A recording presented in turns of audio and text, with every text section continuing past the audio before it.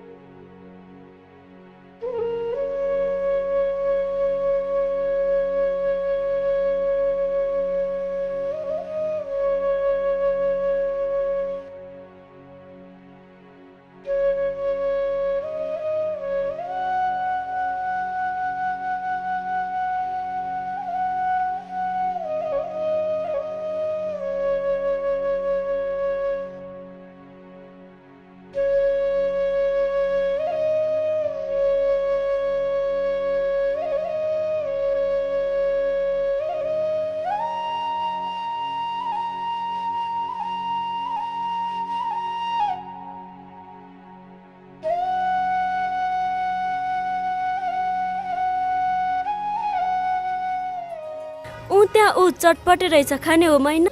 हुन्छ खाने हो, तर मसँग त पैसा छैन। मसँग छ नि, मसँग हेर्दा पैसाको चिन्ता नगर है।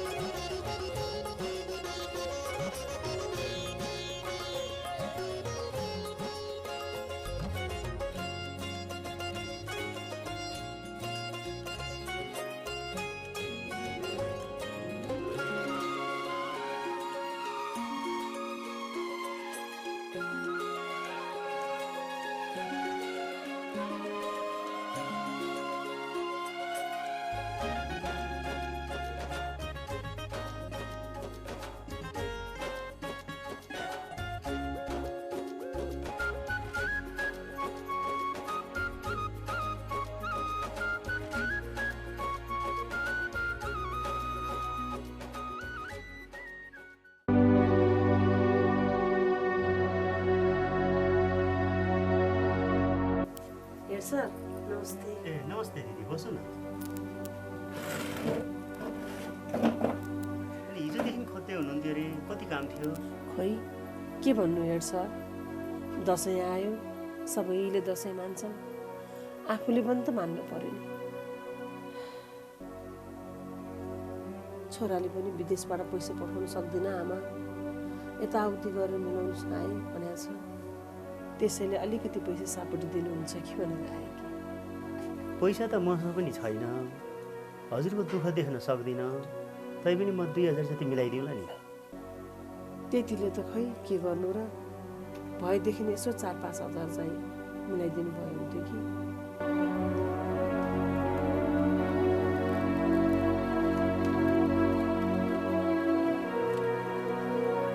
अहिले यो 4000 छ, यतिले काम टार्दै गर्नुहोस्।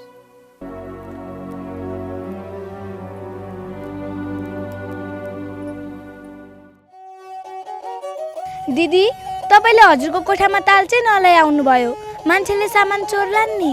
त्यो मेरो कोठा हैन, त्यो त एक रात सुत्नको लागि मात्र पैसा तिरेको कोठा हो। त्यस्तोलाई सहरमा गेस्ट हाउस भन्छन्। सुत्नको लागि पनि पैसा तिर्नु पर्ने? सहरमा यस्तै हो नानु। अनि तपाईको बस्ने कोठा छैन?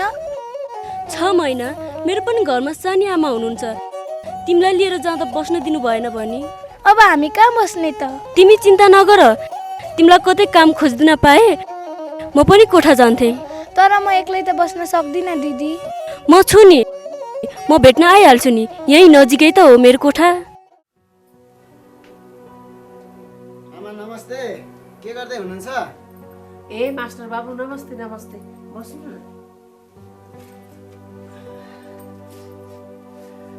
अनि आमा दसैँमा मासु कति खानुहुन्छ भनेर सोध्न आएको, यसो नाम टिप्दै हिँडेको थिएँ। खोइ बाबु, कतिको भन्नु कतिको। आफ्नो लागि त कुन दसैँ कुन तिहार सबै सम्मै छ। मास्टर बाबु एकचोटि छोरालाई फोन गर्न पाए हुन्थ्यो। हुन्छ नि आमा।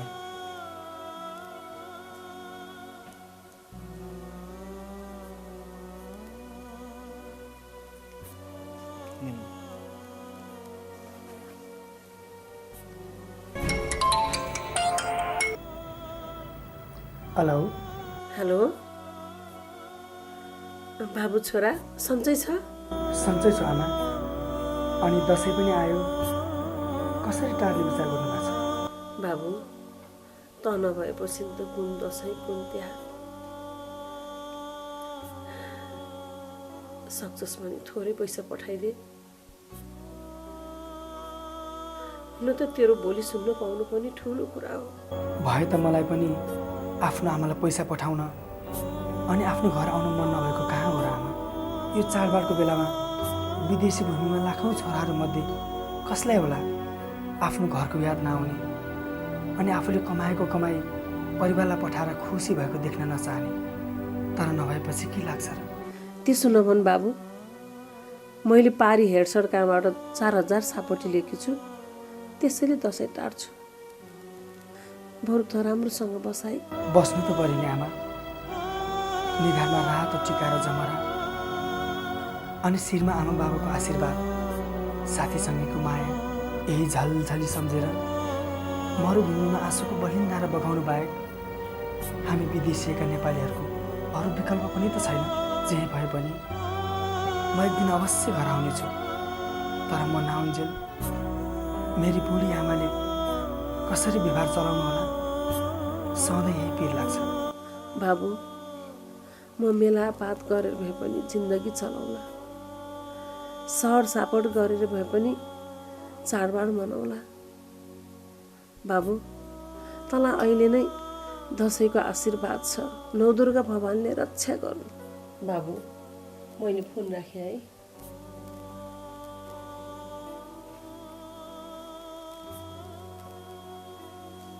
आमा हजुरको पीडा देख्दा पनि मुटु नै फुट्ला जस्तो हुन्छ। म पनि हजुरको छोरा जस्तै हो। भन्नुहोस् आमा, हजुरलाई कतिको मासु राखिदिउँ? पैसाको चिन्ता नलिनु। दिदी मलाई त साह्रै भोक लाग्यो। अब अलिकति पैसा बाँकी छ, यही पैसाको जे आउँछ त्यही खाउँ है त।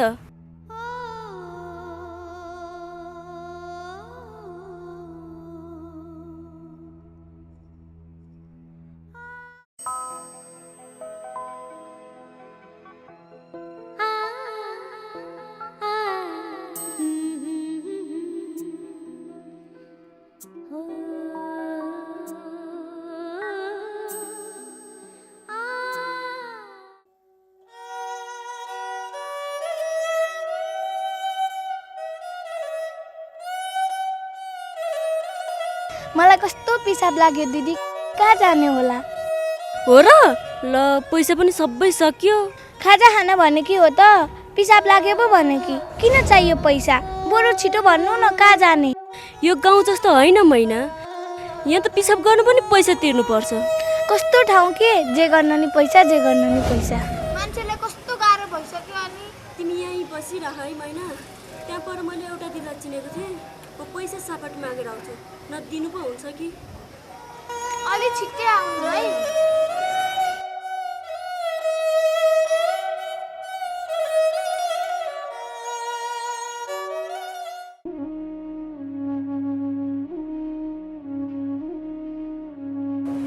दिदी मलाई धेरै समस्या परेको छ। चिनेको दिदी भएर आएको, अलिकति पैसा छ भने सापटी दिनु न। खै बहिनी, हुन त तिमी चिनेकै मान्छे हो, आजकल व्यापार छैन, पैसा छैन बहिनी मसित। थोरै खर्च भए पनि दिनु न दिदी। खै बहिनी, मसित पैसा छैन, यही 100 रुपियाँ छ, यसले हुन्छ भने लिएर जाऊ।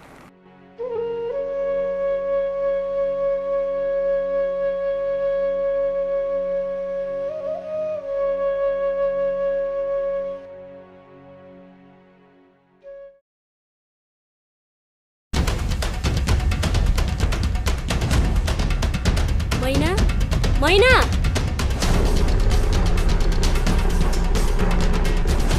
मैना,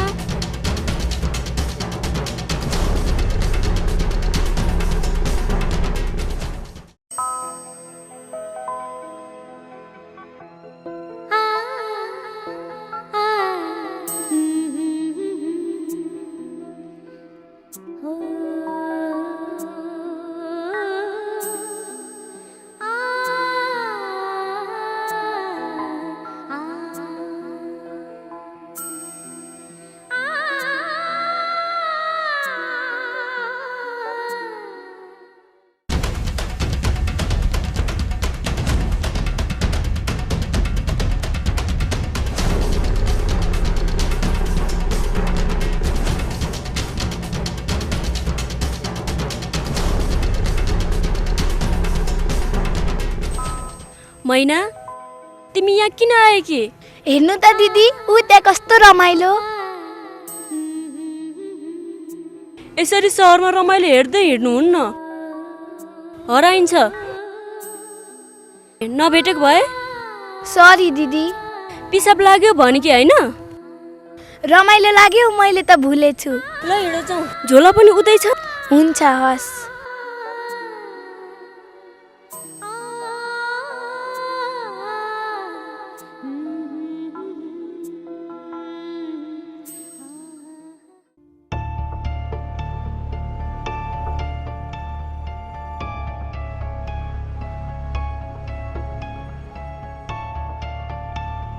पहिला तिमी गएर आऊ, पछि म जान्छु। हस् दिदी।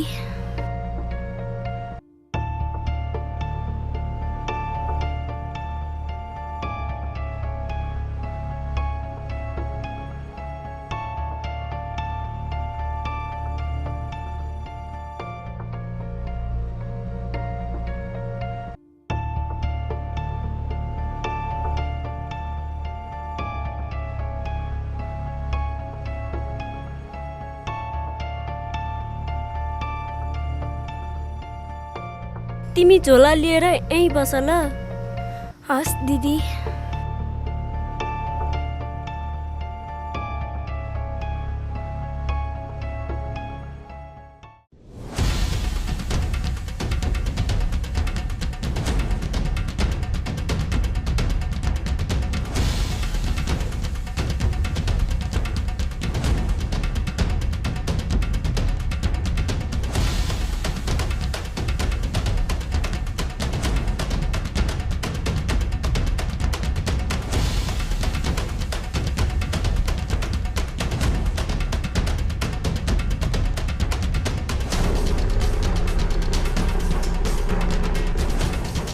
हे भगवान, कहाँ गयो नि? पक्कै पनि अघिकै ठाउँमा गयो नि।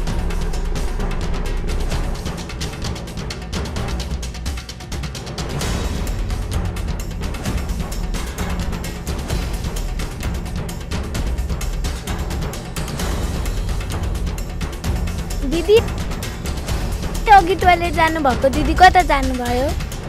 थाहा नै भएन।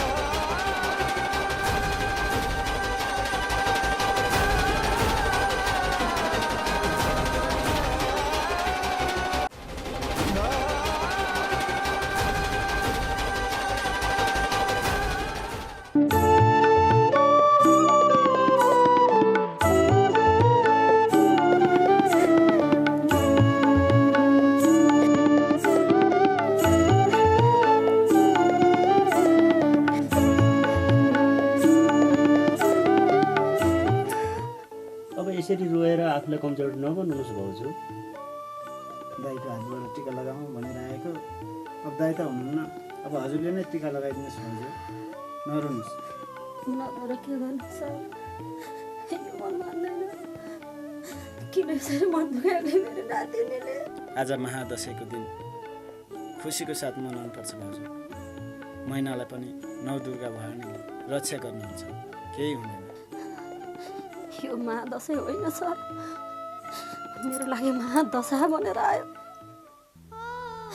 महिना हराएको खबर सुनेदेखि उता बुहारी पनि बेहोस भएर होसमा आएकी छैन रे। के खायो होला, कहाँ बस्यो होला, के कुरामा मन दुखायो तिमीले नातिनी?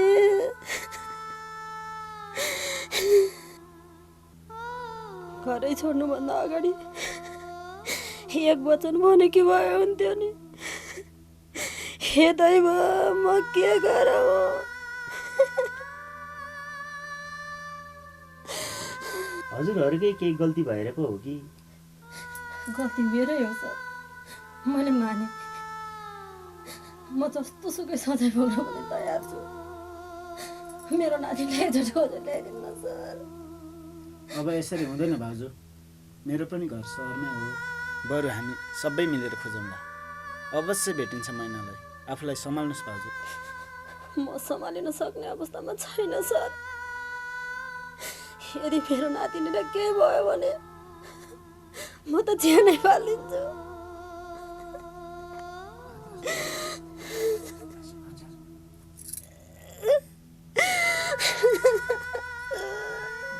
महिना बुझ्ने छिन्, न 1-2 दिनमा फर्की पो हाल्छिन् कि।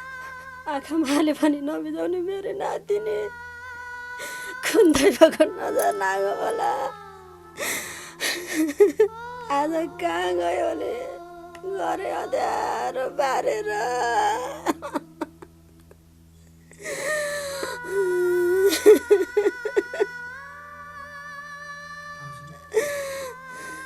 महिनाले घर छोडे तापनि काइँले दाइले चाहिँ घर नछोडे हुन्थ्यो।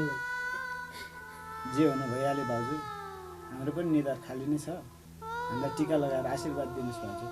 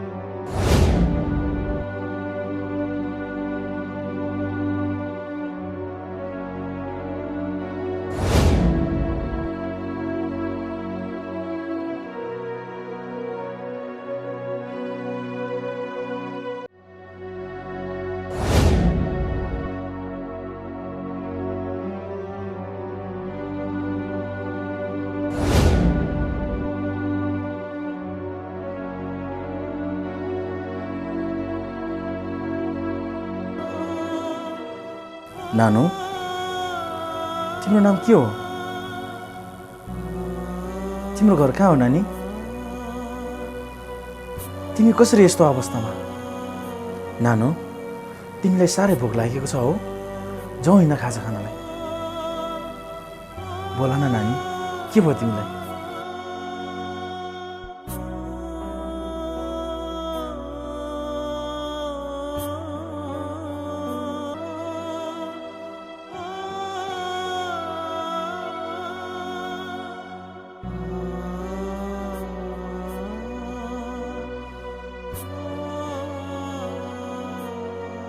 नानु लिऊ यो पैसा, भोक लाग्यो भने खाजा किनेर खाऊ।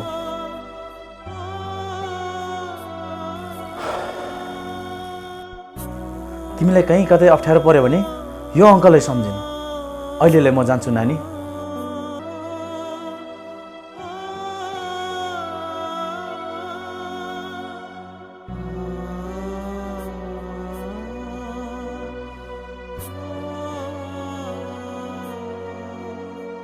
बाई नानु।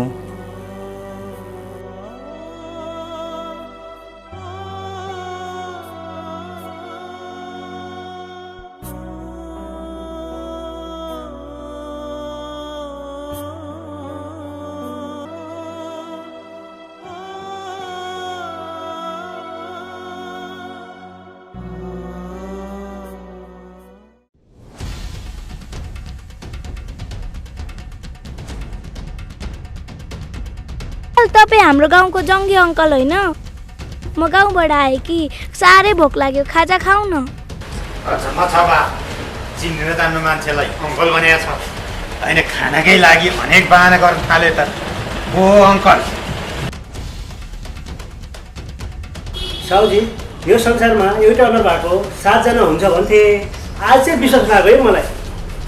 त्यसो नभन्नु न अङ्कल, बरु साह्रै भोक लागेको छ, खाजा खाऊ न। अनि खाजा खानलाई पैसा छ त तिमीसँग? पैसा छ अङ्कल। ओहो, माग्ने हो नि, हजार हजारको पैसा देखियो त। ल ल देख्नुभयो त। अघि बाटोमा एउटा खातेले 1000 रुपियाँ पैसा खोज्छु भनेको थिएँ नि मैले, यही पैसा हुनुपर्छ।